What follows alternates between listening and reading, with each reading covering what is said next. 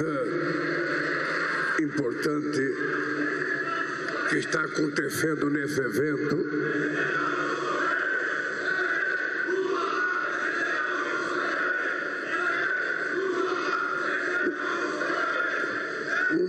Uma coisa importante que está acontecendo nesse encontro, mais do que todas as coisas bonitas e boas que foram faladas aqui, é a fotografia tirada daqui de cima, aí embaixo, para mostrar o que é o exercício da democracia no país. Seria fácil se eu mandasse um projeto de lei para a Câmara dos Deputados para aprovar uma jornada de trabalho de 35 horas, 36 horas, e ela fosse aprovada, e depois essa lei não fosse cumprida. Nós íamos ter centenas ou milhares de greves pelo país, nós íamos ter centenas ou milhões de processos da Justiça do Trabalho, e o problema não estaria resolvido. Só teríamos criado um novo problema. Essa fotografia que a gente está vendo aqui, eu estou com um discurso por escrito, mas não vou ler meu discurso. Essa fotografia aqui, ela demonstra o seguinte: não há dono da verdade nessa encruzilhada do debate democrático. Mesmo que você aprove uma jornada de trabalho, seja de quantas horas for, depois você vai ter que ter um acordo levando em conta a especificidade de cada categoria. Você não pode entrar a jornada de trabalho num boteco em que o cara tem ele e o empregado como a jornada de trabalho de um Carrefour. Você não pode tratar a mesma jornada de trabalho para um cara que tem uma oficina mecânica e que trabalha com 2 sobrinhos do lado dele, com o que você trabalha com a Petrobras. Por isso é importante que a gente tenha a habilidade de que a coisa mais perfeita que a gente pode tirar numa negociação é aquilo que contempla a maioria dos interessados. Isso é possível numa mesa. Não adianta a gente ficar vendendo facilidade. Vamos aprovar e aprovar, a gente tem maioria, aprova. Primeiro que não tem maioria. É preciso construir a maioria. É preciso construir a maioria. Segundo, é preciso que a gente saiba, que não pode prevalecer a mentira. Eu vi um dia desse artigo dizendo, não, se for aprovado a jornada, de redução da jornada de trabalho, vai ter um prejuízo no PIB de 250 e não sei quantos bilhões de reais.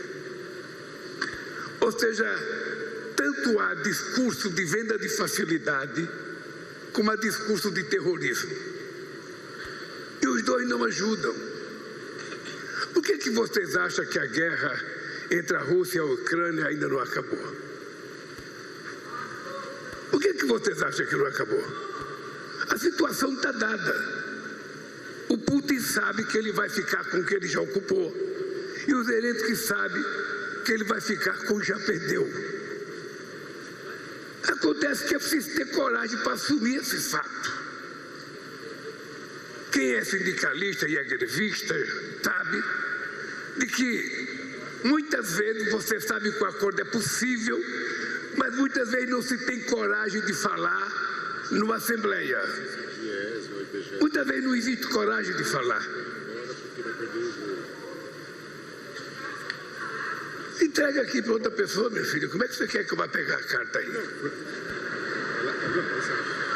Bem, então, nós temos que ver a situação real. A situação real é que a classe trabalhadora mudou muito. E o mundo do trabalho mudou muito. Mudou. E é normal também que os avanços tecnológicos deveriam ter sido utilizados para facilitar a qualidade de vida dos trabalhadores. Quem está falando com vocês era presidente do Sindicato dos Metalúrgicos de São Bernardo nos anos 80. E quando foi introduzido o robô na linha de montagem da Volkswagen, eu era contra. Eu era contra. Eu nem entendia direito, mas eu tinha intuição de que aquele robô iria ocupar o lugar de muitos trabalhadores. Eu tinha certeza daquilo. E dizia para mim que eu era atrasado. Porque se tivesse o robô, o trabalhador ia trabalhar mais limpo, até de gravata, e ele iria comer no restaurante dos mensalistas. O que aconteceu nos anos 80 é que quando a robotização tomou conta, obviamente que aumentou a qualidade da produção, a qualidade do carro, um monte de coisa, mas também cresceu o número de favelas em São Bernardo do Campo, porque prevaleceu muito desemprego. O que nós estamos tentando é construir um conjunto de propostas que interessam a empresários e a trabalhadores, que interessam ao país, para dar mais comodidade nesse mundo nervoso, para que as pessoas tenham mais tempo de estudar, tenham mais tempo de ficar com a família, tenham mais tempo de descansar. Porque veja uma coisa, eu levantei 5h30 da manhã hoje. 5h30 da manhã. Vou chegar em casa por volta da meia-noite. São quase 19 horas de trabalho. Vou deitar à meia-noite e vou levantar às 5h30 da manhã outra vez. Porque eu quero viver 120 anos. E se eu não me preparar, eu não vou viver 120 anos. Então, o presidente da República, ele necessariamente não é obrigado a dizer o que ele quer. Eu não sou obrigado a dizer porque eu vou funcionar como se fosse uma espécie de juiz. Vocês vão debater, isso vai chegar no Congresso Nacional, o Congresso Nacional pode votar. Na hora que votar, vai chegar na minha mesa para sancionar ou vetar. Eu posso vetar total, posso vetar parcial, posso aprovar total ou posso não aprovar. Mas o que eu quero é que vocês gastem a inteligência que Deus nos deu para construir. Possivelmente a jornada que os entregadores de pizza querem é uma diferente daquela que o Moisés quer no sindicato, lá na Volkswagen, na Mercedes-Benz. Então, não é preciso a gente carimbar todo mundo na mesma coisa. O que é preciso é a gente garantir que todos sejam premiados em função da sua realidade. Porque senão, a gente vai ficar no mesmo. Eu já fui presidente da República, já tive uma comissão discutindo legislação sindical, participava patrão, participava trabalhador e participava o governo, e não deu certo. Não deu certo. Porque não há acordo entre as pessoas. E a gente está com a mesma estrutura sindical feita pelo Getúlio, que a gente criticava, que era cópia fiel da Carta de Lavoro de Mussolini. Tiraram o imposto sindical dos trabalhadores. E eu era contra o imposto sindical. Todo mundo sabe aqui das centrais sindicais que eu era contra o imposto sindical. Eu achava que quem tem que financiar o sindicato é os trabalhadores de livre e espontânea vontade, decidido em assembleia. E o dirigente sindical que tinha que ter coragem de fazer o discurso e convencê-lo a aceitar o desconto no final do mês. Não era obrigatório. Mas tiraram dos trabalhadores e do sindicato, tiraram. Porque a maioria dos empresários não paga o sindicato. E o empresário paga o sindicato como o trabalhador paga descontado na folha de pagamento. Então é o seguinte, é preciso não ter, sabe, dois pesos para favorecer um e uma tonelada para prejudicar o outro. O que nós estamos fazendo um chamamento a vocês? Isso vai ser discutido no Senado. Isso vai ser discutido na Câmara e vai sair alguma coisa. Tanto será melhor para nós se o que sair for resultado de um acordo entre os empresários, os trabalhadores e o governo. O governo não vai fazer como antigamente, pender para um lado. Porque há 30 anos atrás, há 20 anos atrás, os empresários se utilizavam muito do peso da máquina do Estado, da força do Estado, para prejudicar os trabalhadores. Dessa vez não vai acontecer. Nós não iremos contribuir para prejudicar os trabalhadores. Não iremos contribuir. E também não queremos contribuir com o prejuízo da economia brasileira. Nós queremos contribuir para que, de forma bem pensada, bem harmonizada, a gente possa encontrar uma solução. Qual é a jornada ideal? Para muitas categorias, tem jornadas diferenciadas. Para muitas categorias. E nós vamos encontrar o que é bom para cada um. Você pode ter até uma regra geral, mas na hora de regulamentar essa regra geral, vai ter que cair na especificidade, em função da realidade de cada categoria. O que não dá é para imaginar, como foi aprovado na Argentina agora, jornada de trabalho de 12 horas. Aqui no Brasil, na Constituição de 1946, o que a Federação das Indústrias de São Paulo defendia? Que os trabalhadores não poderiam ter mais que 10 dias de férias, porque mais de 10 dias ia ficar muito tempo ocioso e ele ia ficar violento e ia beber. Era essa a segunda discussão em 1946, na Constituição de 46. Ô, gente, nós estamos mais civilizados. Nós estamos muito mais civilizados. Os nossos filhos e os nossos netos são muito mais exigentes do que nós. Quando eu comecei a trabalhar nos anos 60, a maioria dos trabalhadores que trabalhavam comigo era gente oriunda do campo. Era a primeira geração que saía do campo e vinha trabalhar na cidade. Era maravilhoso comer no restaurante da empresa. Era maravilhoso uma série de coisas que a gente não tinha quando trabalhava no campo. Na medida que vai evoluindo, você vai percebendo que você tinha que ter mais direito, diminuir a jornada de trabalho, ser melhor remunerado. E o que aconteceu de lá para cá? Se você pegar a média de muitas categorias profissionais, caiu. Muitos ganham menos hoje do que ganhavam naquela época. E no mundo inteiro é assim.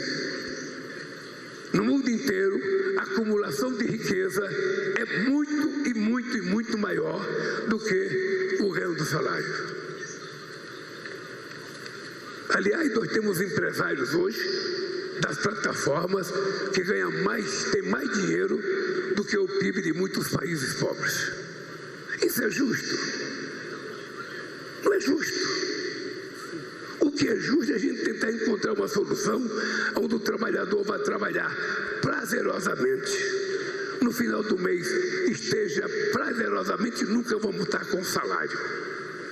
Porque salário é uma coisa desgraçada, Fausto. Sei que foi do Diese há muito tempo. Sabe, o Júlio Barata foi ministro do governo Médici, de 1969 a 1974. E ele dizia, o trabalhador que está contente com o seu salário não merece o seu salário.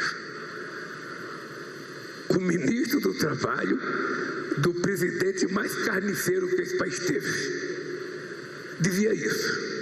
E é verdade, porque quando a gente recebe aumento de salário, a gente só fica feliz no primeiro mês quando recebe.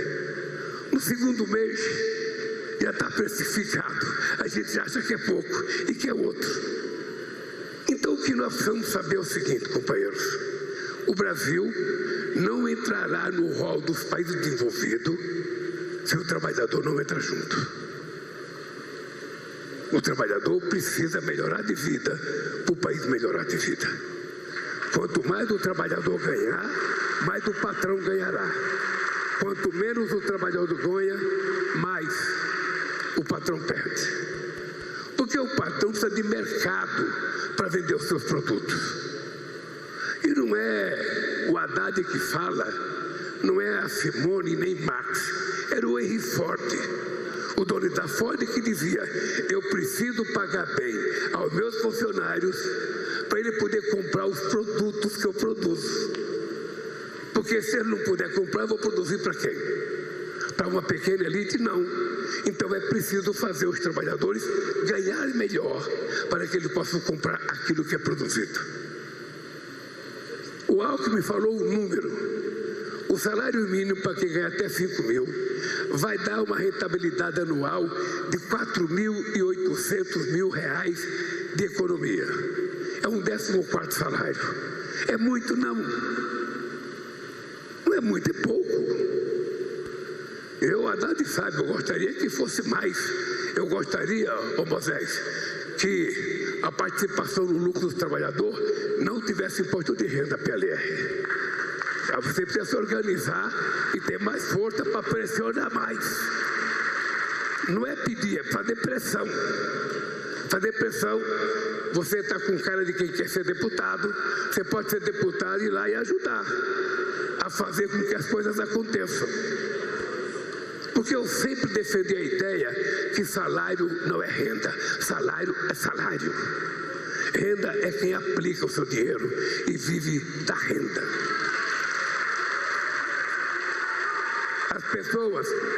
As pessoas que recebem dividendos, esses deveriam pagar imposto de renda, mas não pagam.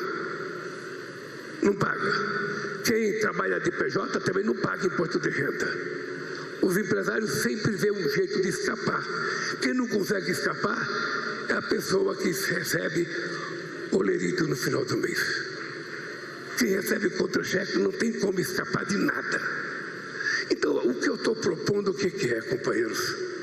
É criar uma sociedade civilizada. Nós temos uma realidade.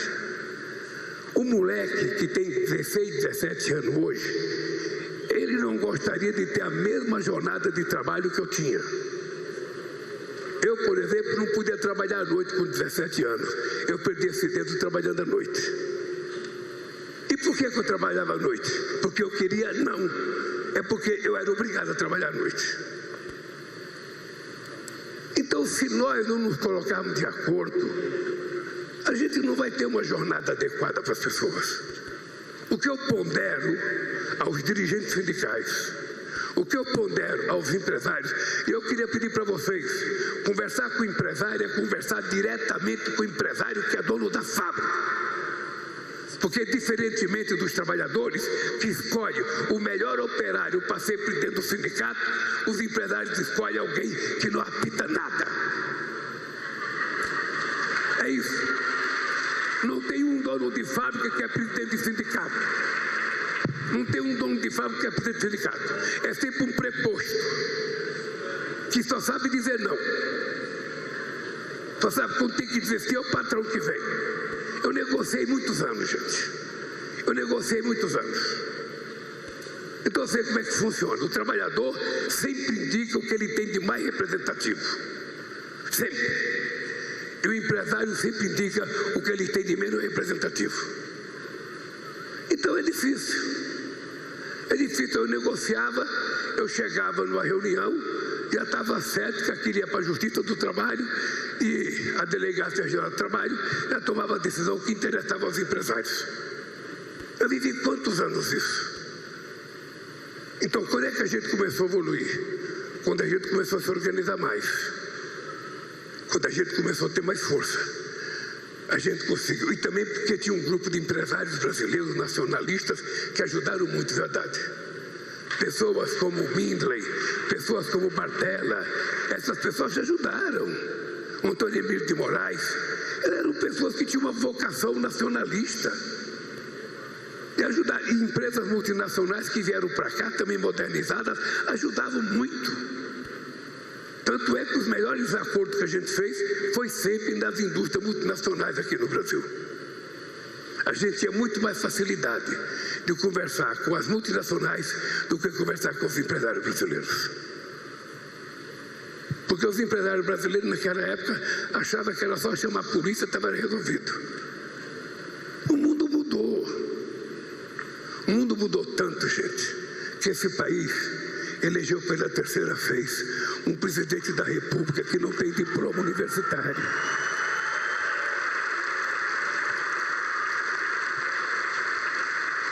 O mundo mudou demais. E o pessoal quer outro tratamento. E por que a gente não pode fazer? Por que a gente não pode sentar trabalhadores, empresários e governo e estabelecer um princípio de jornada de trabalho que não será a mesma para todo mundo, que será até diferenciada por categoria, em função da realidade de cada categoria? Vamos levar isso a sério para a gente poder fazer alguma coisa, porque senão, Moisés, você vai se aposentar e não vai conseguir. Então é esse o recado que eu quero dar. Vocês têm a sorte de ter um ministro do Trabalho que conhece o mundo de vocês. Eu já era presidente do sindicato, Maria era um peãozinho da seção de pintura da Volkswagen. Virou ministro do Trabalho, advogado. Ele conhece o mundo de vocês tanto ou mais do que vocês. Mas surgiu um profissional que ele também não conhece. Ele nunca andou de moto para entregar pizza.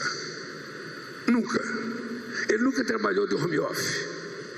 Nunca. Ele nunca trabalhou de motorista no Uber. Ele também tem profissão que ele não sabe. Tem que aprender para a gente saber o que essa gente precisa. E junto com essa gente encontrar uma solução. É isso que nós estamos propondo para vocês. Não é enfiar goela abaixo uma jornada de trabalho para mais ou para menos. É simplesmente tirar do que tem na cabeça de cada um de nós aquilo que será bom para nós. Tá? Então, com relação à jornada de trabalho, é isso.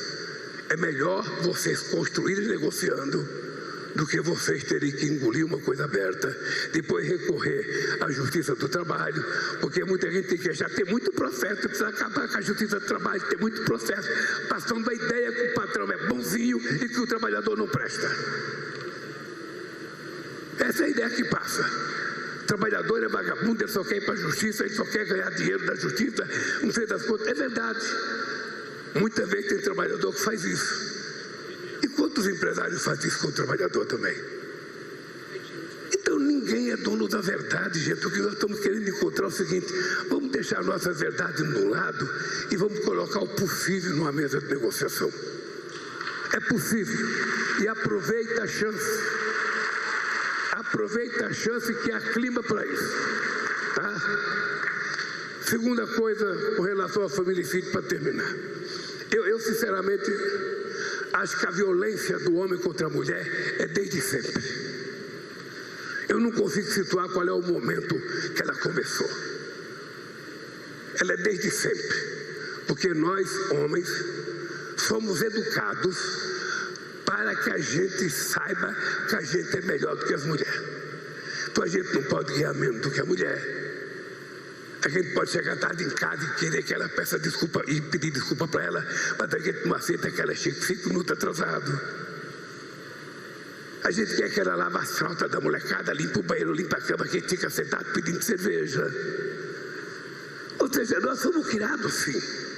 Não é que nós somos errados, nós somos criados assim. Então, se a gente quiser mudar isso, a gente vai ter que mudar isso num processo de reeducação do humano. É um processo educacional, da creche à universidade. A criança, quando for para a creche, o homem tem que saber que ele não é melhor do que a mulher, de que ele é igual a ela, de que tem que ser tratado igual a ela. Não tem brinquedo para homem ou brinquedo para mulher, como nós aprendemos desde pequeno. Sabe, se a gente aprender isso, a gente vai perceber que não precisa ter violência. Ninguém é obrigado a morar com ninguém. Ninguém é obrigado a gostar de ninguém. É livre o direito de gostar. É livre o direito de querer morar junto com alguém. Sabe, eu sou de um tempo, gente, vocês são tudo muito jovens. Aqui deve ter gente, que não sei se você era dançarino, você era pé de valsa ou houve um tempo, gente, em que eu tinha 20 anos de idade. A gente ia no salão, Paulinho Vanucci. A gente ia no salão. Se a gente fosse tirar uma moça para dançar e ela não quisesse dançar, aquela seleção inteira, ela estava proibido de dançar com outro, porque se ela fosse dançar, tinha um pau no salão. Não deixava dançar. Era como se a mulher fosse dona. Eu quero dançar, você não quer, então não vai dançar mais com mais ninguém. Isso acabou, gente. Isso acabou. A mulher não é inferior ao homem. Ela pode ganhar mais, porque muitas mulheres são mais inteligentes, muitas mulheres estudaram mais, muitas mulheres têm mais capacidade de fazer isso. Muitas vezes ela não é a linha auxiliar do orçamento caseiro, muitas vezes ela é a principal do orçamento caseiro. E os homens não se contentam em ganhar menos do que a mulher. Não se contenta. Então como é que a gente vai acabar com a violência? Não é uma lei também. Não é uma lei. É um processo educacional que a gente tem que começar em casa. O homem, ele acha que com 14 anos, ele já tem que começar a ter sua iniciação sexual. O pai leva ele.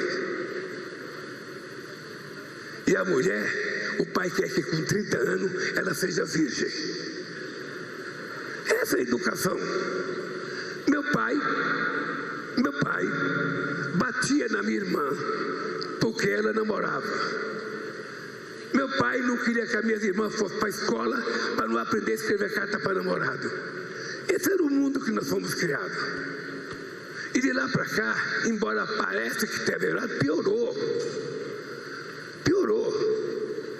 Vocês estão vendo a quantidade de violência contra a mulher, de todo tipo. E quem é que é violento que a mulher? É namorado, é ex-namorado, é marido, é ex-marido. Quando nós tínhamos a Lei Maria da Penha, eu pensei que ia acabar com a violência. Aumentou.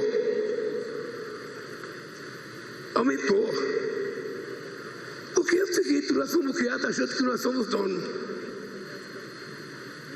Então, eu queria dizer para vocês, não, para nós homens, sabe, a luta para diminuir a violência contra as mulheres não é uma luta das mulheres, é uma luta nossa, de cada homem, de cada adolescente. É uma luta nossa. Porque se não for assim, o mundo está ficando mais violento, as pessoas estão ficando mais nervosas. Eu nunca vi tanta intolerância como nós temos hoje. Intolerância. E se a gente não tomar cuidado, esse bichinho que essa moça está me fotografando aqui, está filmando, está aumentando o bullying contra meninas, muitas vezes levando a menina a mutilar parte do seu corpo, cortando o braço, cortando perna, queimando o pai, sabe, orientada por esse bichinho aqui. Porque está cheio de gente rindo no celular. A gente fala rede social, que de social não tem nada. Tem muito mais coisa rindo do que coisa boa.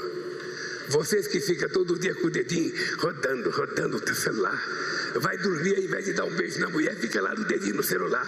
A mulher também vai dormir, ao invés de dar um beijo no marido, fica no dedinho. Não sei para que saber de notícia meia-noite. Não sei para quê.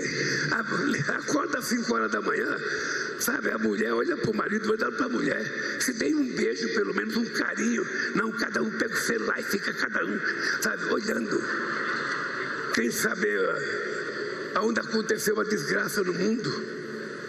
Então, meus amigos e minhas amigas, eu assumi a responsabilidade de fazer essa luta contra os homens, não contra os homens, mas de reeducar os homens no tratamento da mulher.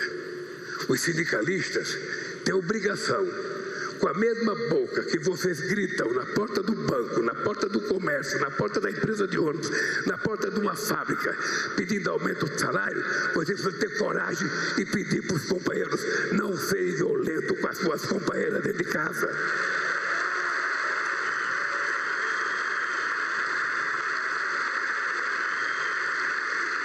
O pastor que vai fazer o seu culto e que faz milagre na reza, ele pode também pedir para as pessoas que estão no culto não serem violentos com as suas mulheres. O padre vai rezar uma missa, ele também pode começar a fazer discurso pedindo para que os cristãos do mundo não sejam violentos com as suas mulheres. Se todo mundo fizer isso, a gente pode dar uma solução. Se a gente achar que é bobagem que o Lula está falando e continuar sendo o que nós somos, as mulheres vão continuar sendo vítimas da brutalidade, da ignorância dos homens que pensam que compraram as mulheres. Eu vou contar uma coisa para vocês, para terminar minha fala aqui. Contar uma coisa muito séria. A minha mãe saiu de Pernambuco com 8 filhos para vir para São Paulo à procura do amado dela. Meu pai, que tinha engravidado ela em 1950, minto. Meu pai engravidou minha mãe em fevereiro de 45 e veio embora para São Paulo e deixou minha mãe grávida de mim. Eu só fui ver meu pai 5 anos depois, em 1950. Ele foi lá passar uma semana e aí minha mãe achou que deveria vir atrás dele. Em 52, Paulinho, 13 dias de pau de arara, 13 noites e 13 dias. Chegamos no Porto de Santos. Minha mãe pensando que encontrar o amado dela esperando ela e falar: Dona Lindu, eu te amo. Ele estava com outra mulher e já tinha 4 filhos. E ela com 8 filhos pequenos, agarrada ao rabo da saia dela. Sabe o que a minha mãe fez? Alugou um barraco, levou os 8 filhos, nunca mais olhou na cara do meu pai, que tinha 26 filhos e foi enterrado como indigente. Eu tive 26 irmãos, filho do Aristide,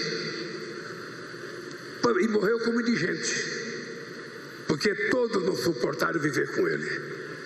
E a minha mãe criou os 8. E o caçulinha dela, o Lulinha, virou presidente da República. Sabe? Eu conto isso porque costumam dizer que as mulheres ficam com o marido porque ela tem medo, ela tem que pagar aluguel, ela precisa dar almoço para as crianças. É verdade isso. Mas a verdade é que se não tiver um pouco de afronta, a gente não muda.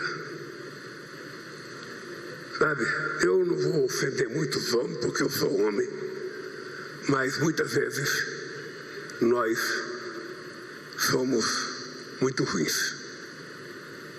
O Bira, estou vendo a cara do Bira ali. O Bira é daquele que senta na televisão para ver o Corinthians jogar e fica: mulher, me traz uma cerveja. Não é assim? Vai tomar banho, cadê minha toalha? Cadê o sabonete? Cria vergonha, cara, levanta e vai buscar, porra. É isso que tem que acontecer. Levanta e vai buscar. Gente, olha, o cara que fez o discurso vai ficar puto da vida comigo, porque eu não li o discurso, nem li a nominata aqui, mas eu quero pedir desculpa, porque aqui não tem nenhum candidato a vereador, então não tem que ter nominata. Eu só queria, gente, dizer para vocês o seguinte: olha, eu sou um cara de muita sorte, estou de muita sorte, eu tenho tanta sorte que o Haddad pode pegar o microfone e dizer para vocês: nós temos a menor inflação acumulada em 4 anos da história do Brasil. Nós temos o menor desemprego da história do Brasil. Nós temos o maior crescimento da massa salarial. Nós temos a maior exportação da história do Brasil. A maior produção agrícola. Tudo isso porque eu tenho sorte. Então se preparem. Quando chegar a eleição, vote em quem tem a sorte. Porque quem tem azar não pode ir para lugar nenhum. Um abraço, gente. Um abraço, parabéns, Marinho. Parabéns, companheiros. E até outro dia, se Deus quiser.